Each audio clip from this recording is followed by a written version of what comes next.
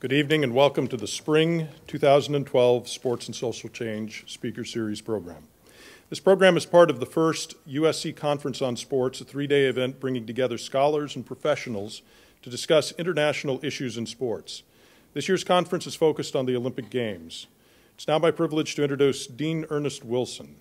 Dean Wilson has held the Walter Annenberg Chair in Communication and has been Dean of the Annenberg School for Communication and Journalism at the University of Southern California since 2007. Nominated by President Clinton in 2000, Dean Wilson has served on the board of the Corporation for Public Broadcasting through November of 2010. He has also served as Director of International Programs and Resources on the National Security Council at the White House and Director of the Policy and Planning Unit, Office of the Director of the U.S. Information Agency.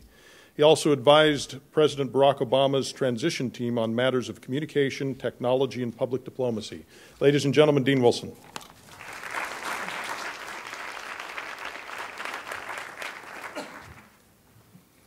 Thank you, Dan. Good evening, everyone.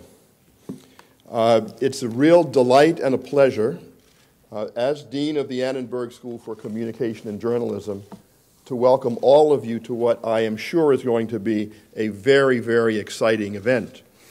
In some ways, this evening marks a high point of a vision that was born 4 years ago here at the Annenberg School for Communication and Journalism.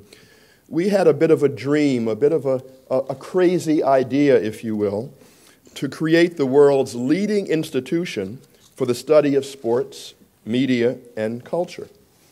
And tonight, with this wonderful, wonderful event, very international program, I think we are well on our way. Briefly, the Annenberg Institute of Sports, Media, and Society has several components, and I'll just mention them very briefly before closing.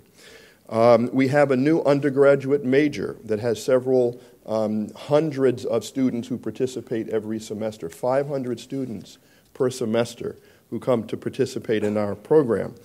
We have a speaker series that will be described a bit later that's generously supported by Nike that has sports figures and experts in the field coming from all across the world. Very exciting program.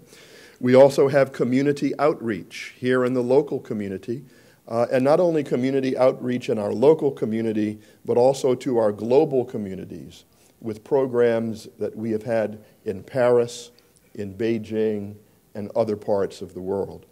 And this is really only the beginning. So with our 7 full-time professors teaching across 3 very different scholarly areas in media and society, we are really delighted that this kind of program could take place.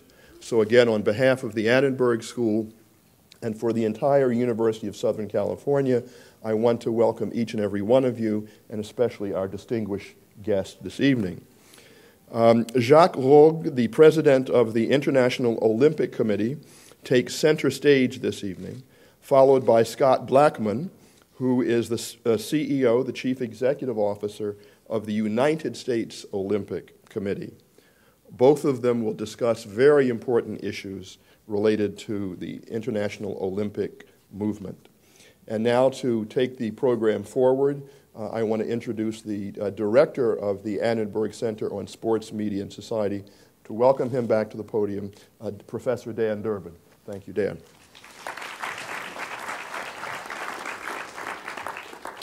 Just a couple of brief acknowledgments, and then we will move forward with the program. We, of course, want to thank Nike for their generous gift that sponsors the Sports and Social Change Speaker Series program. Also, we want to thank the University of Paris-Sorbonne Nouvelle, who have partnered with us in the academic elements of the USC Conference on Sports. And we want to thank Alan Abrahamson, who is up here on stage, who is going to be moderating this evening.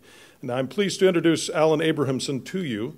Alan will introduce our honored guests this evening and moderate a discussion with them.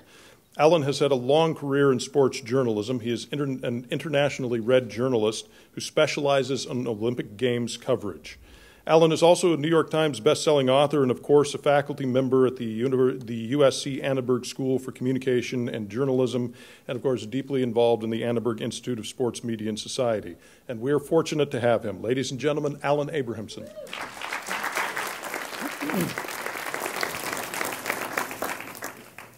Thank Thank you. Good evening to everybody. It's really flattering to be here. It's a great privilege to share the stage with you tonight. Mr. President, after all that, the President of the International Olympic Committee, Dr. Jacques Rogge, and would you please welcome him warmly?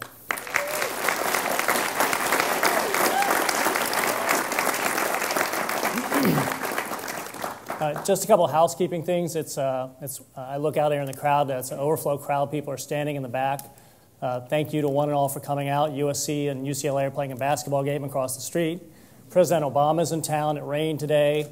Thank you to everybody for coming out. Thank you so much. Would everybody take a second, please, and turn your cell phones to mute, to stun, to off, whatever it is that works for you. Just take a second here and do that, please. I don't want any interruptions here, please. I'm going to take a second before the IOC President and I get underway to introduce a very special guest. Sammy Lee, who's here with us in the front row, is the first Asian American to win Olympic gold for the United States. Sammy is a personal hero of mine, and he should be of yours too.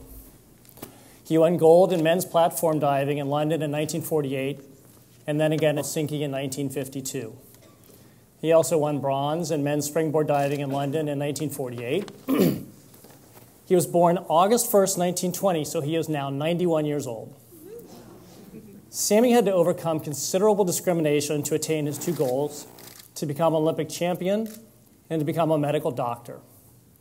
He went to college at Occidental and then to medical school here at USC. He was a major in the U.S. Army Medical Corps. After the war, he went on to become an ear, nose, and throat specialist. As the story famously goes, Sammy would practice diving at the LA Swim Stadium and Brookside Pool. But non-whites could use the pool at Brookside only one day a week on Wednesday. And then the pool was emptied after they used it, and fresh water was brought in the next day. When the pool was closed to Sammy, he would practice by diving into a big pile of sand. Sammy's big break came when he caught on with diving coach Jim Ryan. Jim stood 6'4" and weighed 275. Jim would take Sammy to the LA Athletic Club. The club was normally closed to minorities, but no one would tell Big Jim that Sammy couldn't come in. In 1948 in London, Sammy won gold and bronze. In 1952, when Sam was 32 years old, he became the oldest person in the world to win gold in diving and the first male diver to win back-to-back gold medals. A few years later, Sammy turned to coaching. You might have heard of Bob Webster, who won gold in 1960 and 64, and a guy named Greg Louganis. Sammy went on to become a presidential representative to 3 summer games. On behalf of President Eisenhower in 1956 in Melbourne, President Nixon in 1972 in Munich, and President Reagan in 1988 in Seoul. When you watch the Olympics this summer in London, notice that the divers dry themselves off with an absorbent towel. Those towels are inevitably called Sammys. Sammy is truly an American icon.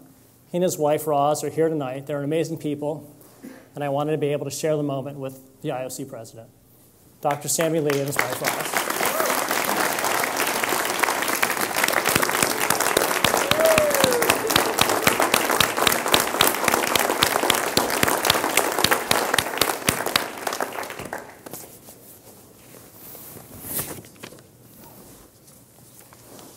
Mr. President, we're back here. The LA Coliseum is almost literally across the street. Your memories, sir, of being back here and of being here in 1984. Yes, I have very fond memories of the '84 game, but first of all, allow me to say how pleased and honored I am to meet with Dr. Lee, a man whom I admire very much, a living icon, a living legend of sport. So thank you very much for being with us, Dr. Lee. I have very fond memories of the '84 games, and this for many reasons. First of all, you should know that my generation is the flower power generation, Woodstock, so that's already as such a big appeal. Then the games here were really revolutionary in that Peter Huberot was able to prove that games were profitable. This was the very first thing. And also, what was very important, the games were sustainable and left a tremendous legacy for the city. So this is really something that really remains in my memory. And finally, when I came here, it was the beginning of a new technological revolution too. I mean, we had Silicon Valley expanding, and at these games, we for the first time utilized mobile phones, big Motorola blocks like a brick, but working very well. And we had the rudimentary email in the Olympic Village. I'm sorry to say I was at UCLA, but it worked extremely well. In just a few months, you and I will be in London. What are your expectations for those games? I think you'll have a little BlackBerry instead of a big brick. Oh, well, definitely. I mean, you know, our purpose is to make sure that the athletes are happy. The games are there for the athletes, so the welfare of the athletes is of paramount importance. I'm very optimistic because the organizing committee is led by a great Olympic champion, Sebastian Coe. He has a very good team around him. So I think these games will be the athletes' games. By design, each games is necessarily different. I think back to Beijing, and I call those games historic.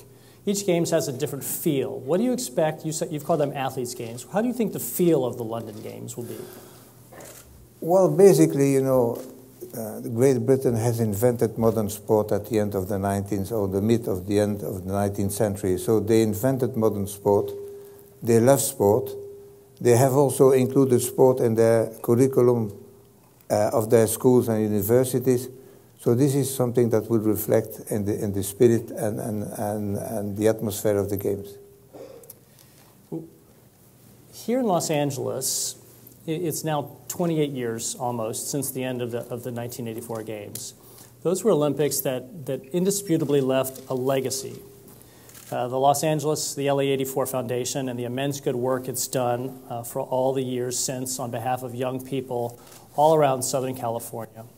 What is the Olympic movement doing to ensure that the Games isn't just 17 days of fun, isn't just 17 days of party, that in fact each edition leaves a sustainable, real legacy?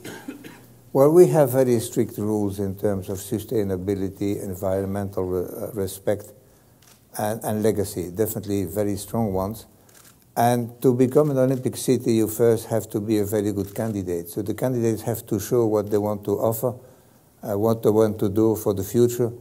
And you will not be elected as an Olympic city unless you have an impeccable record on sustainability. You talked about the bidding process. That's an excellent segue for my next thought. After London, the Games head to Sochi in 2014 in Russia, then to Rio in 2016, and then to Pyeongchang, South Korea in 2018. The Koreans cleverly encapsulated this trend by calling the campaign that last year brought them the 2018 Winter Games, quote-unquote, New Horizons. Given that the 2018 World Cup is going to Russia, the 2022 World Cup is going to the Middle Eastern nation of Qatar, what are traditional host nations to make of the quote-unquote New Horizons trend in bidding for the Games? Well, I don't think it's a trend because the choice of the International Olympic Committee was based on quality. It was not based on new horizons. It was not based on new developments. It was based primarily on the fact that what must be done to make the athletes happy. So the athletes' welfare will always be our prime consideration. But when two cities are equal on technical aspect and on quality, then maybe this aspect will prevail. But only if the city is as good as all the other ones. So you don't think it's a trend? I don't think it's a trend. I don't think it's a trend. You know, we have some spots in the world where we still would want to go, like Africa, for instance. But again, unless there is a bid, there is a chance to go to Africa. So we are waiting eagerly to have a bid for the future. We sit here tonight. It's February 16th. It's in the middle of the run of the Salt Lake Games 10 years ago. Those games helped spur bids from New York in 2012 and Chicago for 2016, and as we both know very well, those bids were not very competitive. There was no American bid forthcoming for the 2020 Summer Games. Yet there remains great interest in our country in bidding for the Games again, summer or winter, and in bringing them back here to the United States. How will we know, Mr. President, when the time is right? Well, when I open the envelope and read out the name.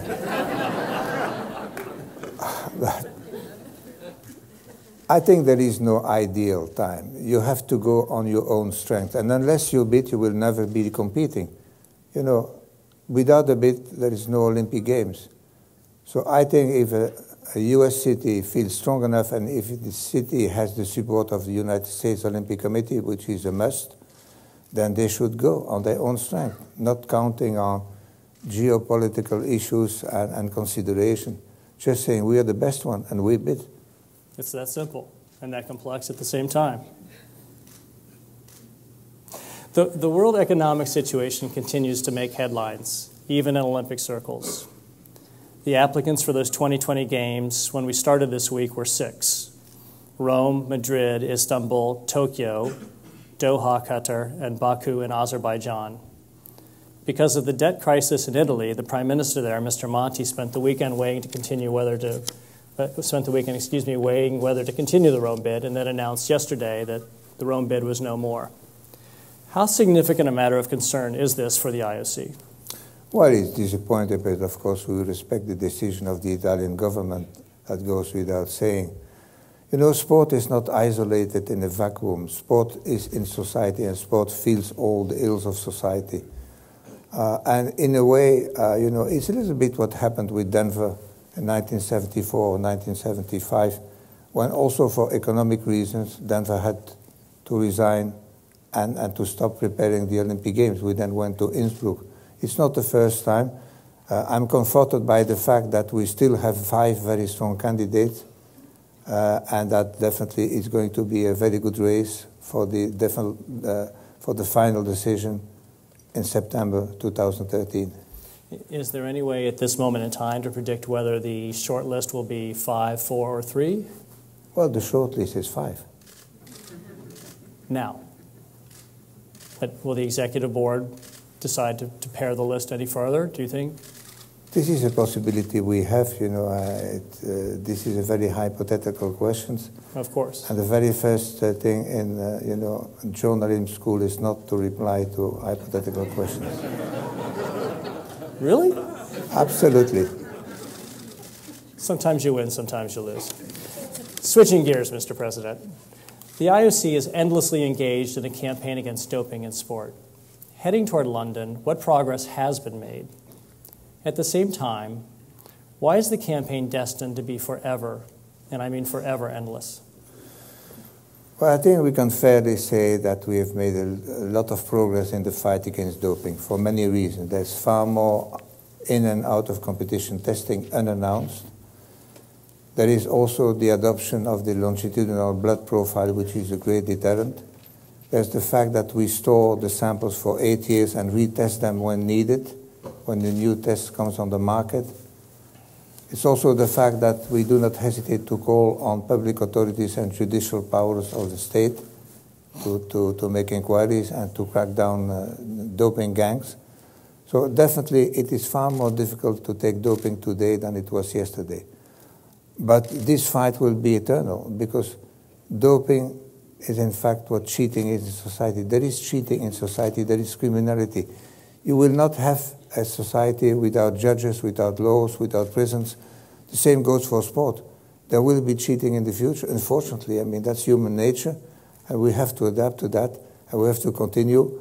But our sacred mission is to reduce the level of doping as slow as possible, and that's what we're doing. We cannot hope to be in an utopian situation where you can say doping is over, no fighting anymore. You've clearly made doping one of your signal priorities throughout your presidency. Why is that? I mean, it seems like such an obvious question, but why is that? Oh, for many reasons, you know. First of all, because doping is dangerous for the health of the athletes, and you know, and athletes died because of doping. The second thing is that sport is based on a hierarchy and a ranking, and the moral value of the ranking is based also on the efforts you make to get there. And if it's becoming a pharmaceutical race, then you lose all credibility of the competition. And finally, and that's maybe the most important factor, there is the issue of recruitment. Because if the parents, and in particular the mothers, who are the ones who drive their kids to the sports fields, know that we are not going to protect their kids, they won't go to sports club anymore. They'll go to a ballet school, to a music school, to any other form of entertainment, but no more to sports. So to preserve this recruitment, we have to fight against the dangers for the youth. If it's news to many of the people in the audience here, perhaps we might let them know about the IOC's newest focus, its anti-gambling initiative, and why that's so keenly important. Here in the United States, to be honest, that initiative is hardly registered. Why at IOC headquarters is it such a matter of urgency? Well, because we have very strong evidence corroborated by police and by Interpol that there is a lot of match fixing and illegal gambling. The advent of broadband has allowed people to bet and to place bets and gambling. In what sports? In what sports? In many sports. I mean, you have the very famous cases in cricket. You have many cases in soccer or football. Every day you open up your newspaper, you see that people were arrested. And the fact is that this is something that has been recognized also by Interpol. They have calculated that the amounts that have been gambled is above $70 billion, which is enormous. And the temptation to fix the matches is also very, very much there. You don't have this reflex in the United States, and I'm glad you don't need it, because I believe also very important, online gambling and betting is not allowed in your country. So that's already a big deterrent that does not exist in other countries. But also I would humbly and politely want to remind you on the 1919 Black Sox issue. We kind of did have that, didn't we? Another initiative of yours, perhaps one of the major ones of your presidency, is the Youth Olympic Games for athletes ages 14 to 18. The summer edition, of course, was held in Singapore in 2010, and the winter edition was held in Innsbruck just a few weeks ago. By all accounts, they've been a major sporting success. In Singapore, I think about 3-on-3 street basketball. Now, how does the IOC communicate to its target audience why the Youth Olympic Games matters? And for that matter, what is the target audience? Well, part traditional media and part what are called new media, but by the time you call them new media, every day they stop to be new. Television, definitely. We sell the TV rights for free with the obligation for the broadcasters to air them. That's what we've asked in return, so we don't want to make profit out of it. And definitely also, of course, new media. Facebook, Twitter, YouTube. So we work as much as possible with a viral system, the one of the new media. And in your personal estimation, has YOG, to use the Olympic shorthand, been a success? Yes, it's been a great success. I mean, you see the enthusiasm of the athletes in first place. You see also the enthusiasm of the international federations who see this as a great promotion for their sport, and also the National Olympic Committees.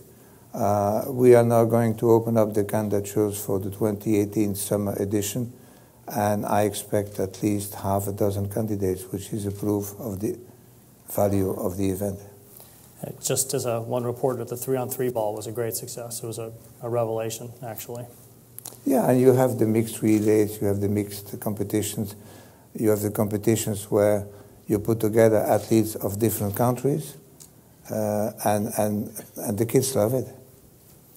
Our time is running short. 2 more questions, if I may. You've been in office since July 2001. Looking back, you've presided over 5 games, with London coming right up. How do you assess the most rewarding moments of your presidency? Are they from the games themselves, or are they perhaps from quieter moments?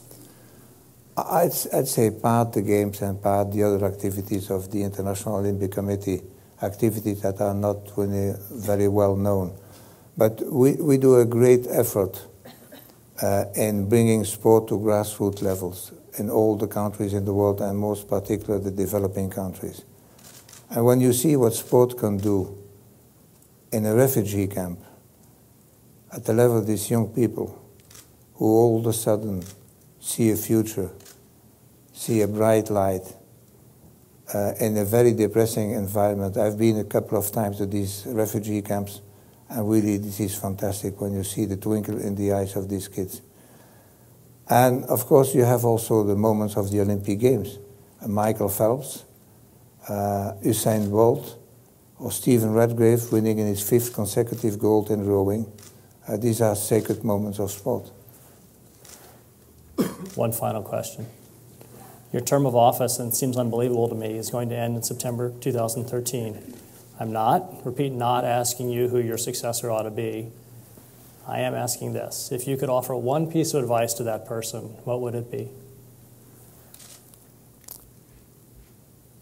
Learn to listen and shut up. It's been a great privilege to have you here.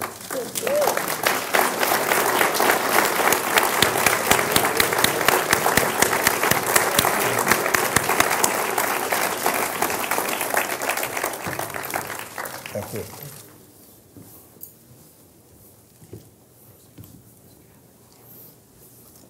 Ready? Yeah. Thank you, Mr. President.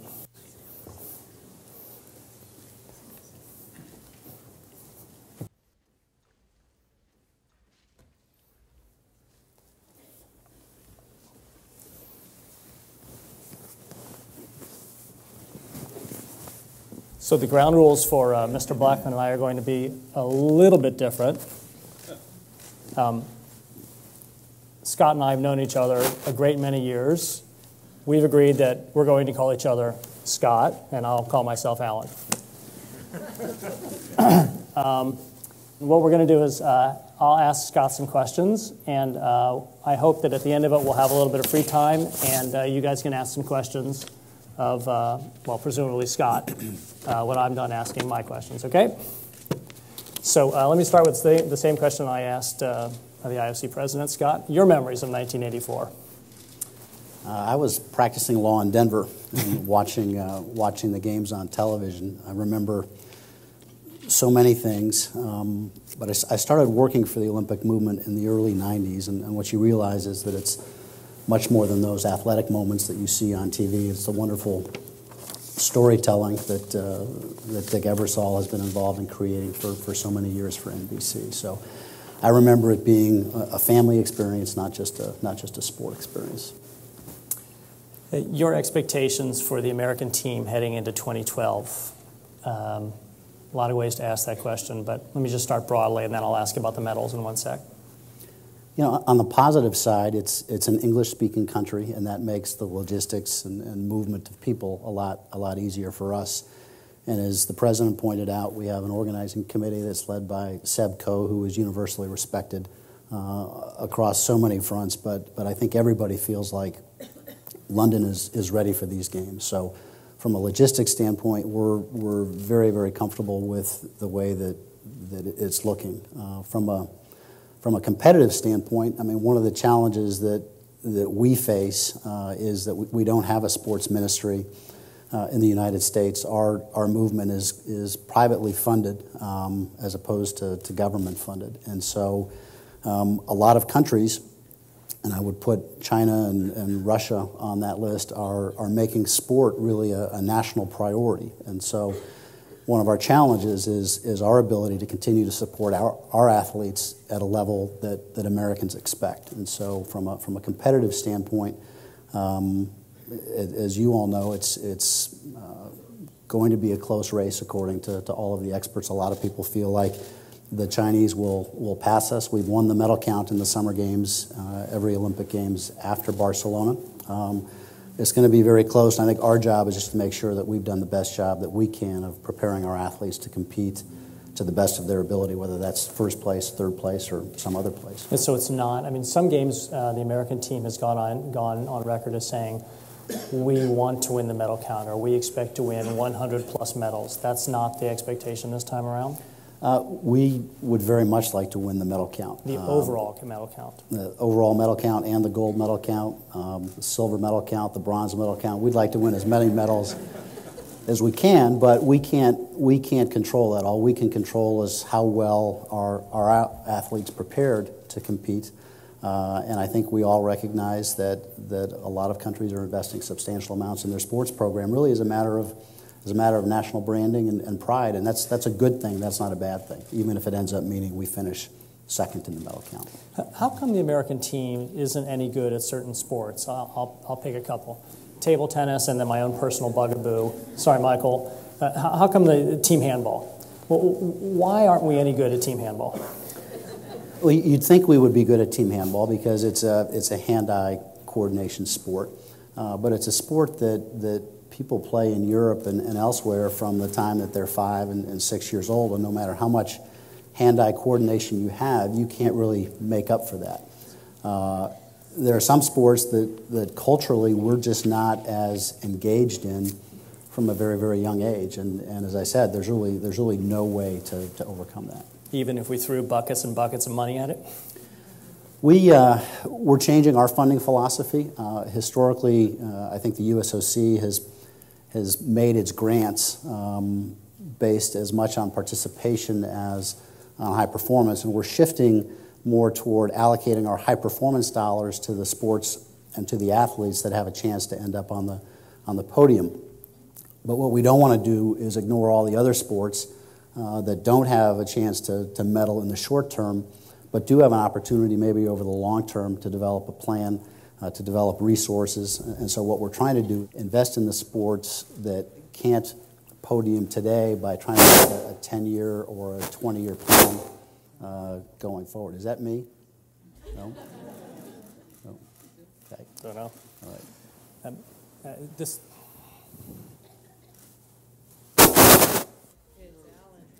It's Alan. Go figure.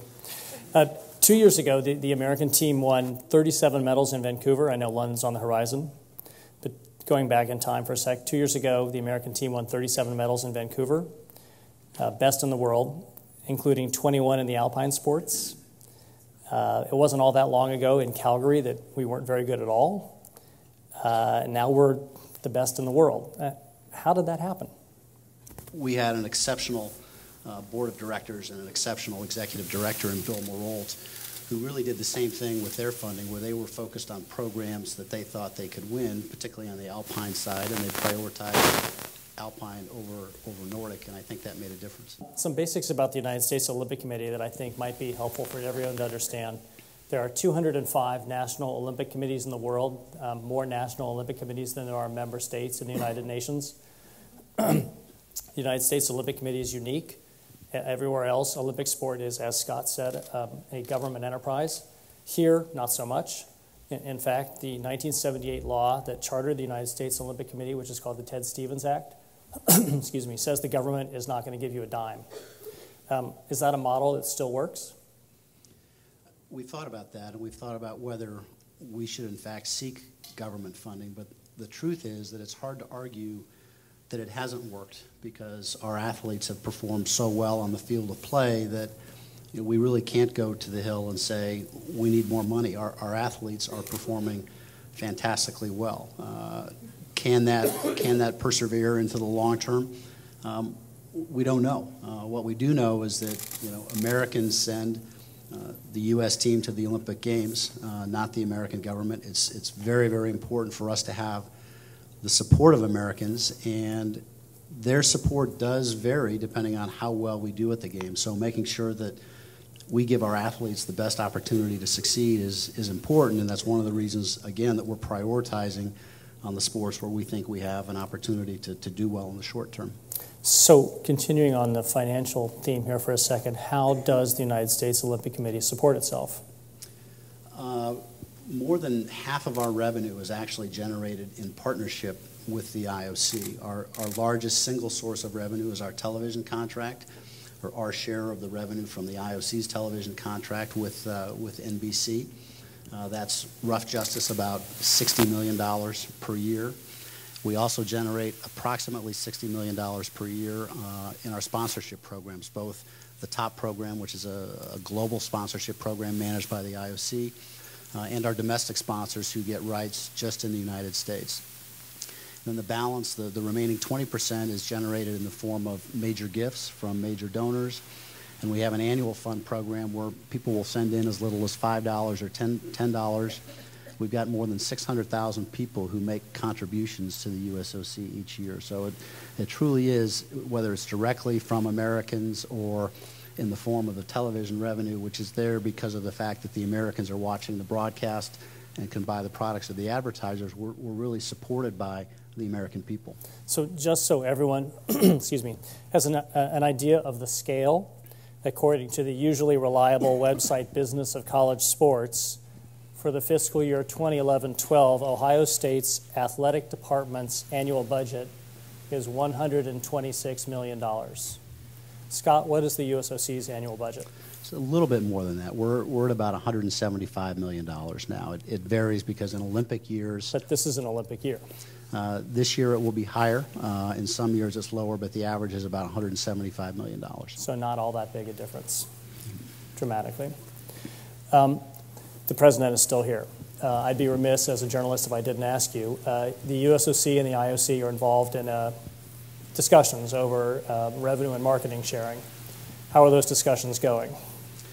I think they're going great. It's very constructive. I think everybody's come to the table in good faith with a view to finding a way to reach an agreement that's going to make everybody feel like they're a part of the movement and able to engage in ways that are constructive. So I would call it unequivocally positive in tone. Another financial question. Talking about money here, you talk about $5 here, $10 there, $175 million. Why is it, this has been a thing I never understand, T. Boone Pickens, just to pick a guy, is out there donating however much money he's donating to make Oklahoma State a football power. They played in a BCS bowl game this year. How come nobody's figured out how to get somebody like T. Boone Pickens or somebody like that to donate that kind of money to the United States Olympic Committee, or some number of somebodies like T. Boone Pickens?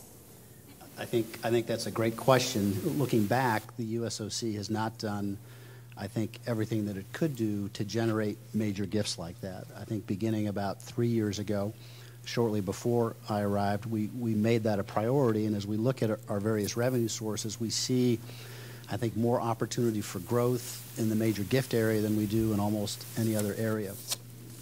I'm pleased to say that in 2010, our major gifts were up more than 30%. In 2011, they were up more than 35%. So I think we're on the right track, and I'm also pleased to be able to report that we received the largest gift in the history of the U.S. Olympic Committee, $10 million last year. So I think the idea is spot on, Alan. I think we need to focus more and more on that, and I think if people had the opportunity to connect not with the U.S. Olympic Committee, but with our U.S. Olympic and Paralympic athletes. And that's something I should mention. We're one of only 4 national Olympic committees in the world that also has responsibility for Paralympic sports. So as we look at what we do, it's really about allowing both the Olympic and Paralympic athletes to compete to the very, very best of their ability, and through that effort to inspire Americans. And there was a lot of controversy about whether the U.S. Olympic Committee should oversee both Olympic and Paralympic sport. What I will tell you is that if you ask the Olympic and Paralympic athletes, they're very happy to have that, conjoined interest. And so it's something that I think gives us another opportunity to tell a great story. And the Paralympic side of what we do is actually as motivational and inspirational, including to donors, as the Olympic side. Let me ask you the same question I asked the president. The United States Olympic Committee did not put forward a bid for 2020. How will you at the USOC know when the time is right to bid again? I think so much of it depends on the circumstances at the time. It depends on the cities that are interested. It depends on the leaders in those cities. It depends on our government in Washington and how supportive they're going to be.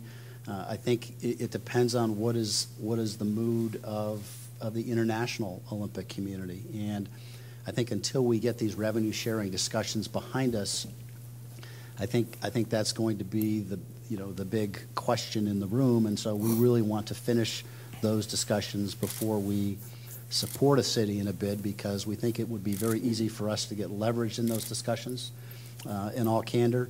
And also because I think we learned in Chicago and New York, I know there were many, many reasons for those bids not being winning bids, the most important of which is the great cities in London and Rio that did win. But I think one of the factors that played in was the feeling that our share of those revenues was too high. And so we want to reach a new agreement so that people feel better about where the United States fits into the worldwide movement. Yeah, I've got to say that unfortunately you and Larry Probst, who's the chairman of the United States Olympic Committee Board, have really settled things down for me and my fellow reporters. Until you guys came along, covering the USOC was a full employment act for us because there was so much drama covering the USOC, so much turmoil, so much of a revolving door. When you took over 2 years ago, what sort of mission did you see it as to try to just sort of calm the water, sort of use whatever metaphor you want to sort of steady things out? I mean, you certainly knew the history of the place. Yeah, I think you have to look at our business in different segments. And on the international side, I think the thing that we were justly criticized for is that we weren't active and engaged participants. We didn't go to conferences like this, at least at the highest levels, unless it was in the United States. We didn't travel. We didn't participate.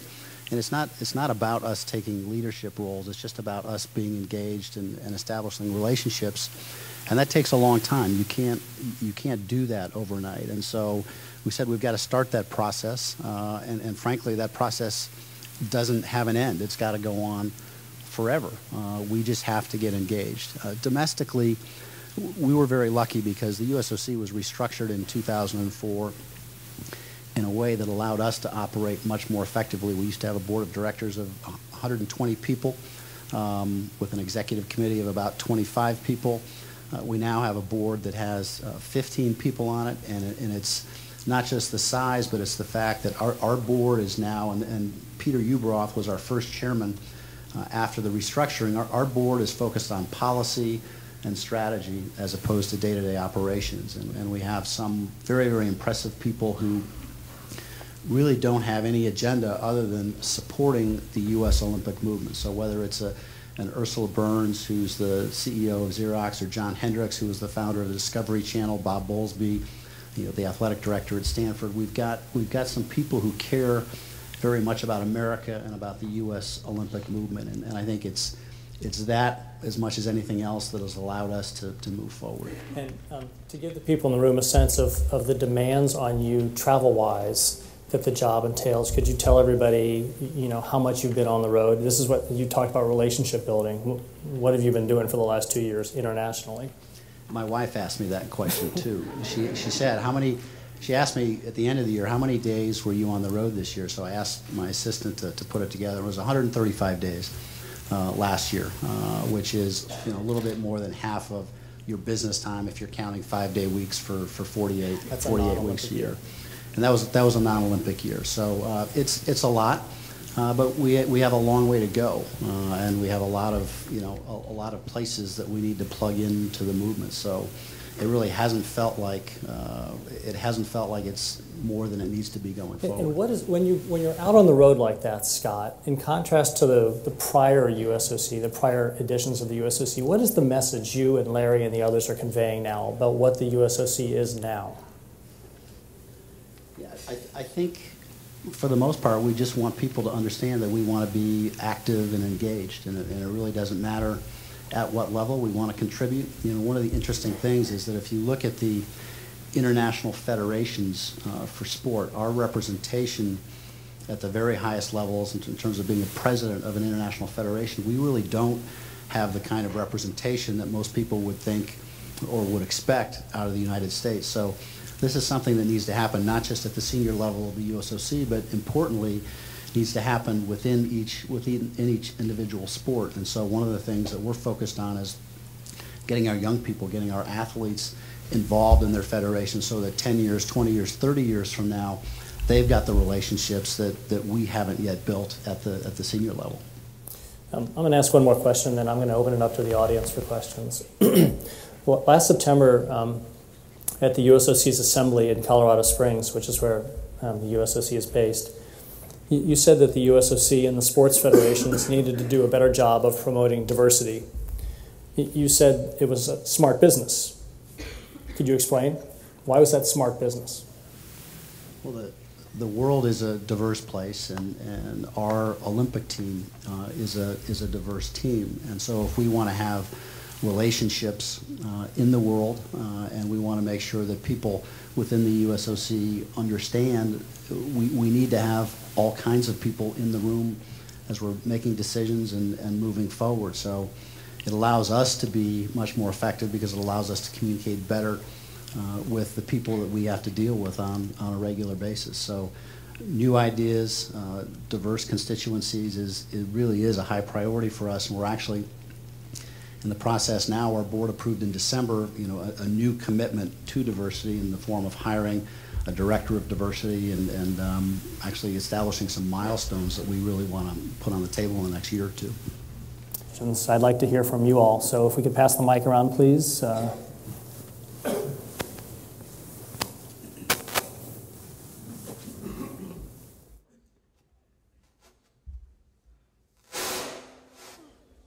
It's not just me.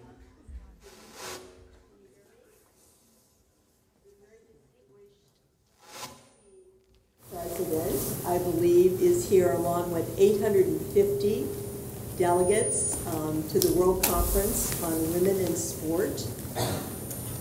The Commission on Women in Sport, I think, has made very significant strides in including more girls and women, not only in sports, but in the Olympics. And I was wondering if someone could address their major accomplishments.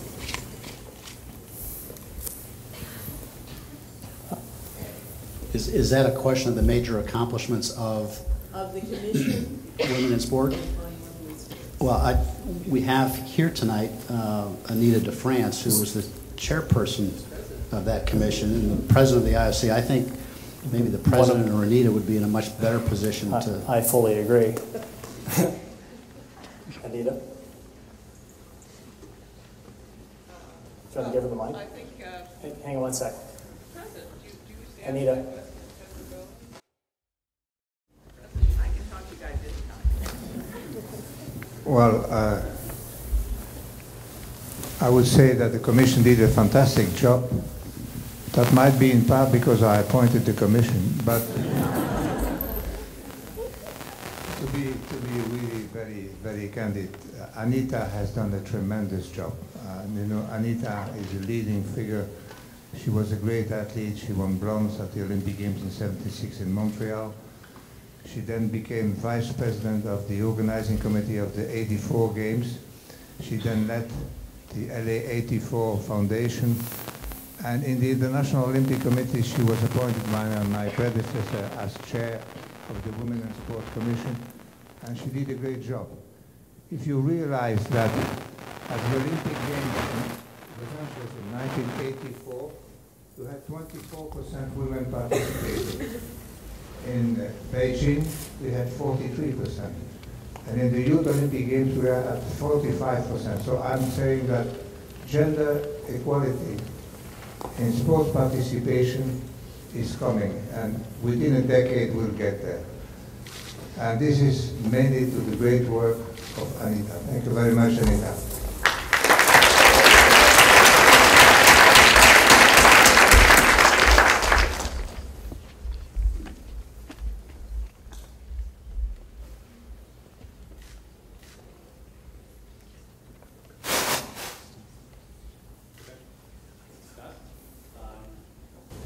Chief Marketing Officer for a major potential corporate sponsor. Not really, but I play one on TV. I've got Major League Baseball, 6 months out of the year. I got the NFL, 6 months out of the year. I got NCAA basketball, I got hockey, I got baseball, I got WNBA. Help me understand how I should focus resources in 2 weeks every 4 years out of marketing plan. Convince me that as a potential corporate sponsor, there's reward for you, ROI for that. I've got so many other things to choose from in the U.S. one of the challenges we have is that all of those sports, in addition to getting a relationship with the property, you usually get inventory on the field and inventory as part of the broadcast. And in Olympic sponsorship, you really don't get either of those things because we keep the venues clean. I think the main thing that you get is the opportunity to associate your brand with, I think, one of the most respected brands in the world. At the end of the day, the Olympic Games involve much more than just sport and competition. It's about fair play. It's about the joy found in effort. And I think the great thing is that our athletes and the athletes from every other country around the world really live the Olympic ideals in a way that, candidly, not all of the athletes in the sports that you mentioned do. And I think it makes us proud, not only as Americans, but as human beings, to be part of a movement like that. And you take a company like Procter & Gamble with their great Moms program, or a company like Visa that's been so supportive of our Paralympic athletes. What they're really trying to do is take their brand and draw parallels between their brand and the Olympic brand, precisely because we are about so much more than just competition and entertainment. While we're waiting for the next question, what we're all about here at the University of Southern California is teaching, of course. If I could ask, there's a special group here, my students in my class are here. If I could ask them to stand up. It's a group from Journalism 441. As you can see, 9 of the 10 of them are female, which is an extraordinary change from when I was a student at Northwestern in the 1970s. It's incredible. It's a great group of young people. I'd like to give them a round of applause.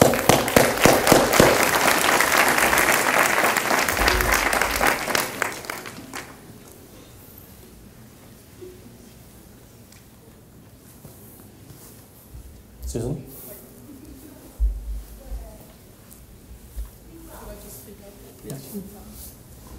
I was wondering about the attitude of the new USOC toward culture and education. And I say that as a university professor and a China scholar who worked with Beijing on its Olympic education programs and was closely connected with Zhenliang He, China's IOC member, who was president of the Commission on Culture and Education. And so from that perspective, I noticed over the years that, for example, the USOC doesn't have an Olympic Academy, and it's only one of 2 major sports powers that doesn't, with the other being China. And I know that Zhenliang He was often unhappy that the USOC would not solicit artworks for his sport and art contests. And so, it seemed to me that the lack of the apathy toward culture and education contributed to a perception that the USOC is really just about skimming the profit off of the Olympic Games through the revenue distribution agreement that we've mentioned, and just spending it to win even more medals. So I felt that this was maybe part of a problem in your diplomatic effort. So I wondered what the current position is of culture and education. I think it's a fair question. I think if you look at what the IOC has done with the Youth Olympic Games, which aren't just about sport, it's about culture, sport, and education, we're very supportive of that. Because we have, I think, more limited resources than a lot of the nations that have support from their government and have a sports ministry, we feel like our primary obligation is to give American athletes the opportunity to perform well at the Olympic Games. And you use the word skimming, but there's really no skimming because there's nowhere that these dollars go other than to support our athletes. We give about $60 million a year in direct support to NGBs and to athletes. And these are athletes who receive $18,000 a year so that they can continue to train full time. I wish we had resources to do more with culture and education. I think one of our challenges is that when we looked at the impact that some of our programs were having in those areas, we weren't getting an ROI on that investment as much as I felt like we should have. But our mission has 2 pieces. One is sustained competitive excellence, and the other is inspiring Americans. And I think through culture and education, we can do that. I don't want to mislead you and say that we're going to change direction and devote substantially more resources to culture and education going forward. What I will tell you is that I think that's very, very important, and I think there are a lot of other members of the Olympic family in the United States, our 47 national governing bodies, each of whom oversees a sport, are much more involved on the grassroots side than we are. So, I don't want to duck the question. I think it's a very fair question. It's just that we've decided for the time being that what Americans expect most from us is for our athletes to perform well at the Olympic Games.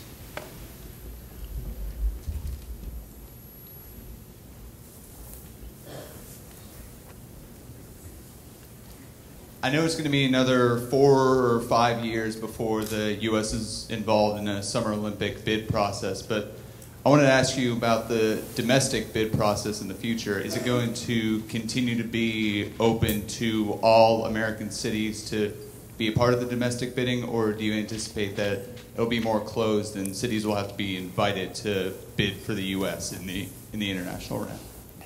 I think it will continue to be an open process. I don't think it's necessarily in our interest to have a formal bid competition like we had with respect to Chicago and New York, because I think for a couple of reasons. One, I think the cities get really tired if they have to go through a 2-year or even a 1-year domestic process and spend upwards of $10 or $20 million just to win the U.S. bid.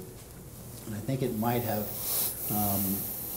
created more challenges for them. I think it's also important for us to be able to pick the right partner at the right time, and so much of that relates to leadership. And so we will invite any American city to express an interest in hosting the games, and we'll sit down and have a conversation with them and try to figure out if that's the right city at the right time. So it's going to continue to be open, but I think it'll be much less formal going forward.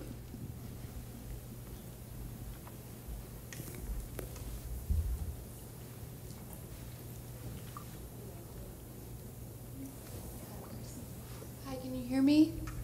My voice is limited due to injury, I'm sorry. I'm Kim Birkenfeld from Miami. Thank you for all the dignitaries for coming. Sunday was the 2-year anniversary of the opening of the Vancouver Olympics. It was also the anniversary of the death of the young athlete from the Republic of Georgia. Should there be a serious injury to a U.S. athlete overseas at an Olympic event, what is your plan to ensure there's a proper investigation of the facts? Whenever something like that happens, I think not just the U.S. Olympic team, but the whole Olympic movement wants to learn as much as they can so that it doesn't happen again. Unfortunately, sport is sometimes dangerous, and I don't think we'll ever get to a point where we can eliminate all of the risk and all of the danger. But what we can do is invest our time and our resources to try to understand why things happen and to try to strike the right balance between sport and risk. In my brief association this time around in 2 years, I honestly have never seen anything on the international side or the domestic side to suggest that anybody doesn't want that. I mean, I feel like everybody is here approaching this in good faith, and I saw that with respect to the luge incident. You see it with respect to the design of the bobsled tracks. So I think just like everybody is really invested in the fight against doping, I think people are also really invested in safe sport, which recently means much more about child sexual abuse, but it also means about the safety of the sport itself. So I actually have great confidence that to the extent we identify weaknesses in the system, that it will get a full and fair hearing from both the USOC and the worldwide Olympic movement.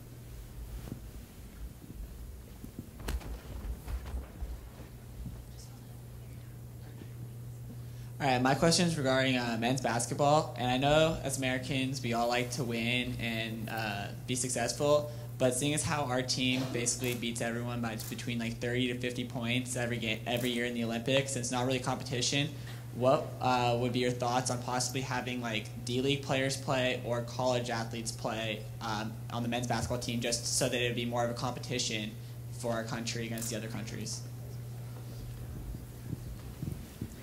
One of my favorite moments from the Olympic Games was the 1980 ice hockey team.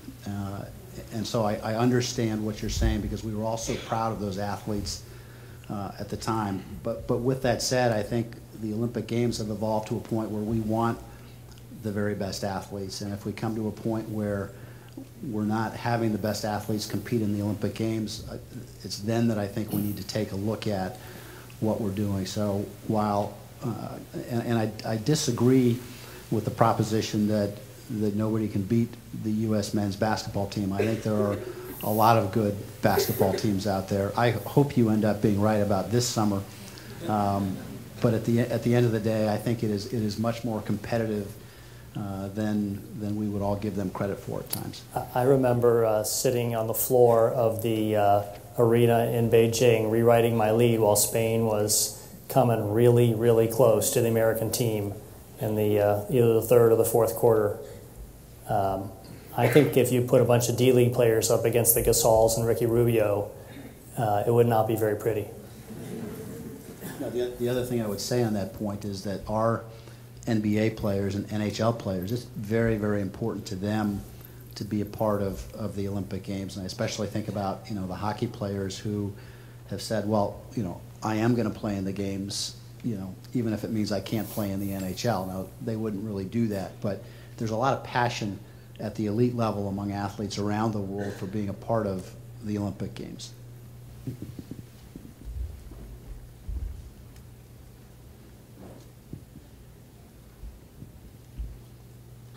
Hi, I'm a grad student here at USC. I was trying to see if recently the IOC dropped baseball from the Olympic schedule. I was trying to see if there's possibility if coming back sometime in the future and sending our best athletes to those games. Mr. President, that question only took an hour and 8 minutes, so a little shorter than I expected. Yes, this is a possibility. There are 9 applicant spots to enter the Olympic program, of which there is also baseball. This is one of the 9 applicants.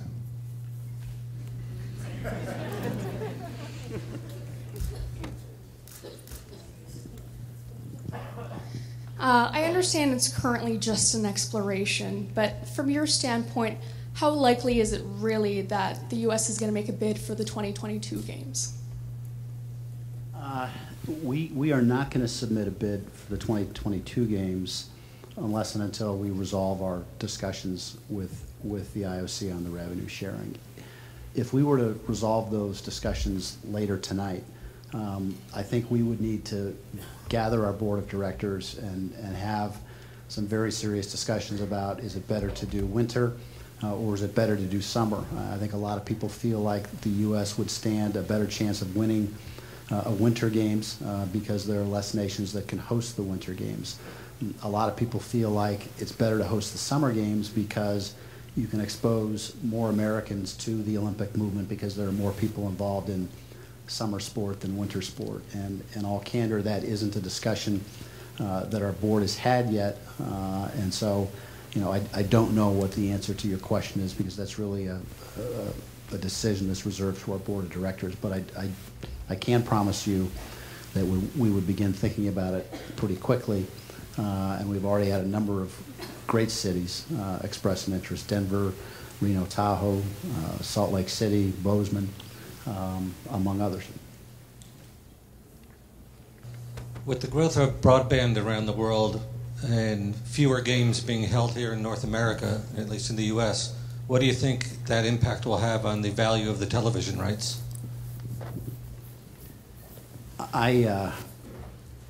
I don't know. You have to be encouraged by the fact that the value of the rights has gone up in the most recent bid. It went from $2 billion to $2.4 billion for the 2018 and 2020 games. So I think what we feel is that the broadband rights are only going to enhance the value of the over-the-air rights, but time will tell.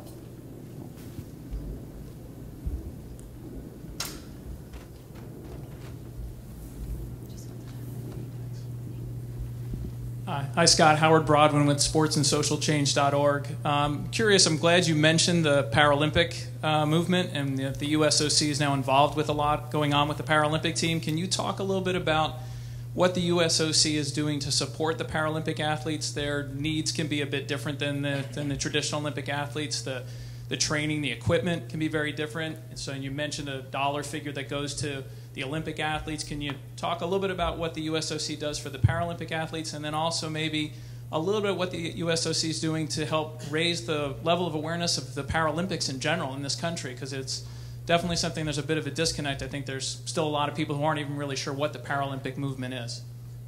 So, great question. I think to start, there's a difference between Paralympics and Special Olympics. Paralympics is for people with physical disabilities.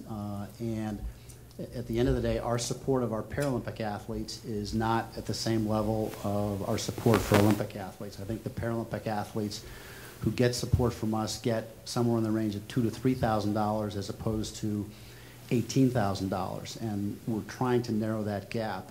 Just last year, we formed a Paralympic advisory committee and populated it both with people who had substantial experience in the Paralympic movement or disability sport, but also with people who understood the business side, and in particular, the importance of fundraising. And I'm pleased to say that we, last year alone, raised over $1 million in major gifts solely in support of the Paralympic movement. I think we also need to do a better job of broadcasting the Paralympic Games here in the United States. We are trying to play a role in that in partnership with NBC. I think there's no question but that we have a lot of room to grow in terms of what we can do for our Paralympic athletes, but I also think that for the first time in a long time, winning medals at the Paralympic Games is important to the United States Olympic Committee. It's more than just participation. We want to have that sustained competitive excellence in Paralympic sport in addition to Olympic sport.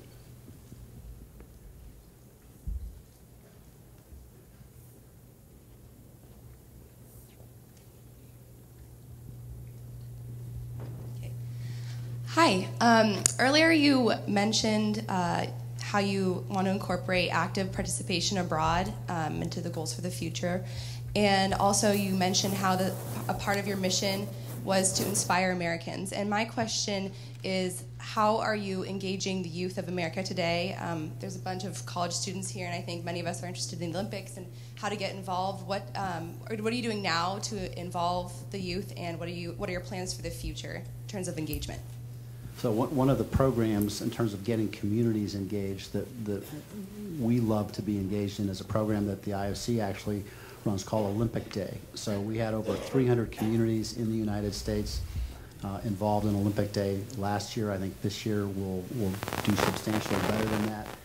I think you also have to remember that in the U.S., the Olympic movement is not just the USOC, it's the 47 national governing bodies, and each of them is looking for grassroots programs that it can use to feed its sports pipeline.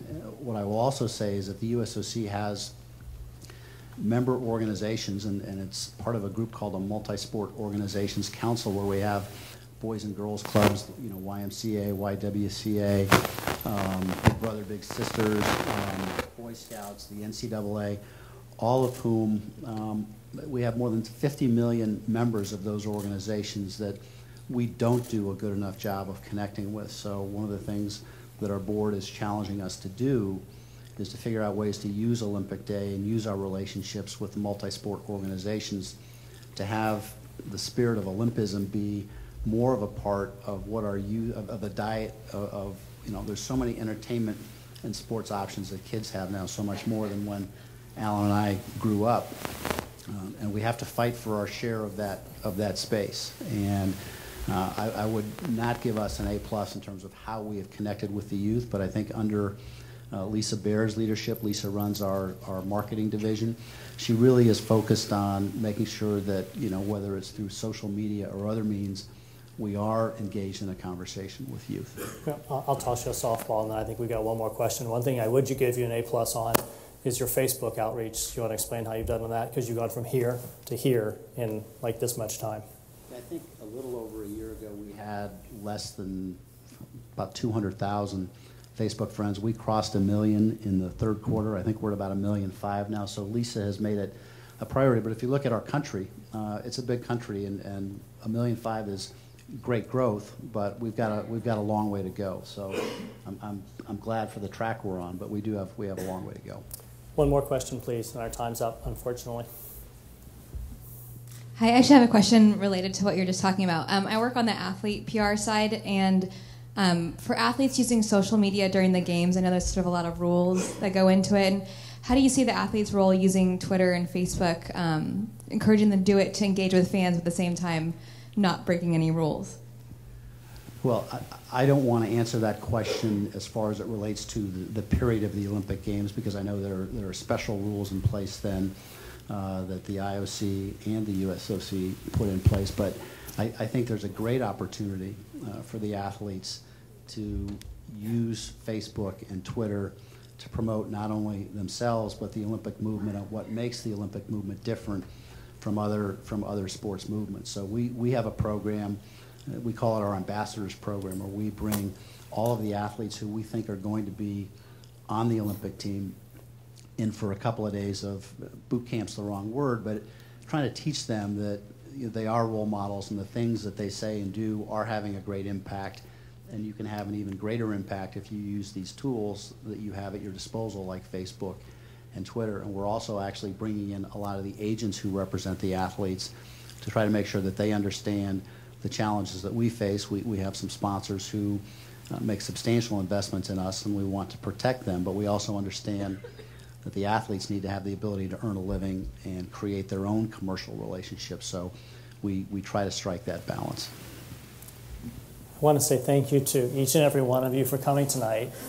Special thank you to Dr. Jacques Rogge, the IOC president, for your time tonight after flying all the way from Europe. Thank you so much.